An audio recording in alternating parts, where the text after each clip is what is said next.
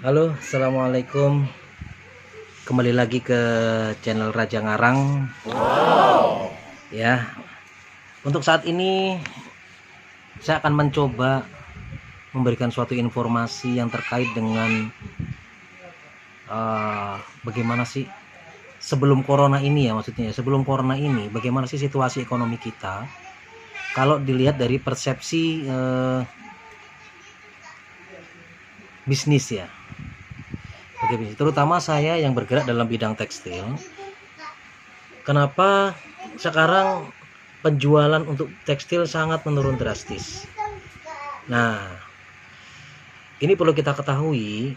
Waktu itu saya ada ikut seminar di Jakarta dan kebetulan salah satu pembicaranya adalah Bapak Faisal Basri. Bagus sekali materinya. Saya ingat sekali jadinya. Gak ada salahnya materi ini akan saya bagikan kepada Anda dan akan sedikit saya berikan penjelasan mengenai kenapa sih kok di bisnis sekarang menurun, baik penjualan mungkin baju, celana yang berhubungan dengan tekstil. Ini pada kemana sih? Nah, ini akan kita akan saya jabarkan di sini berikut dengan datanya. Nah, oke, silakan dilihat datanya. Nah, di sini saya tampilkan data laju pertumbuhan masing-masing komponen untuk konsumsi rumah tangga rata 2015 sampai 2019. Nah, Anda bisa lihat dari grafik yang pertama yang paling tinggi persentasenya ini itu mencakup dari kesehatan dan pendidikan. Jadi nomor satu yang paling utama bagi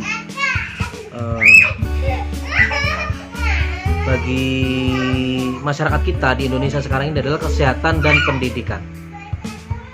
Itu yang nomor satu ternyata ya. Jadi demi kesehatan dan pendidikan bisa kita lakukan apa aja. Untuk yang nomor dua itu ternyata adalah restoran dan hotel. Itu artinya sebenarnya ekonomi secara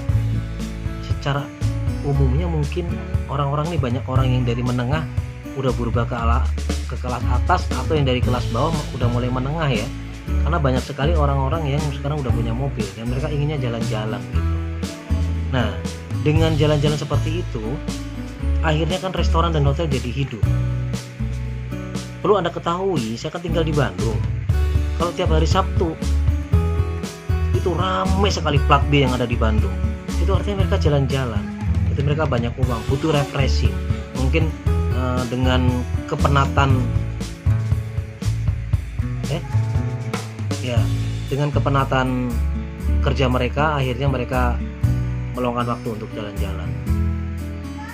Nah, untuk nomor 3, ini adalah makanan dan minuman selain restoran. Ya, mungkin kafe-kafe atau warung-warung lah ya seperti itu. Ini juga cukup lumayan.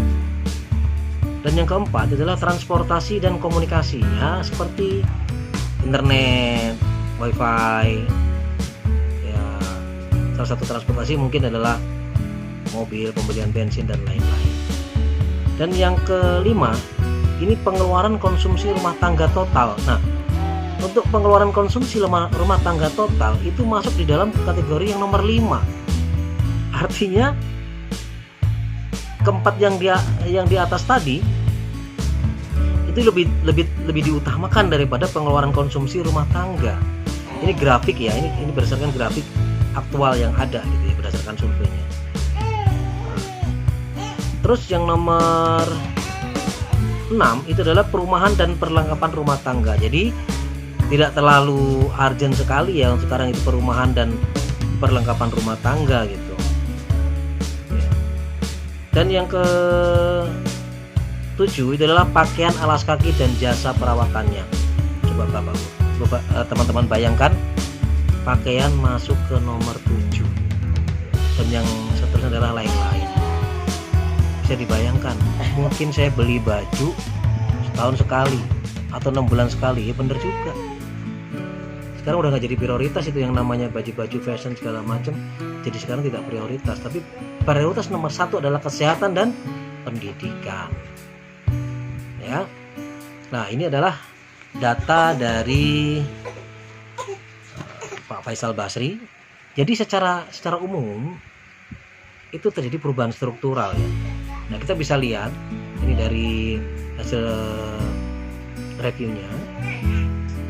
Di situ disebutkan adalah sosok perekonomian Indonesia telah banyak berubah dan perubahannya kian nyata.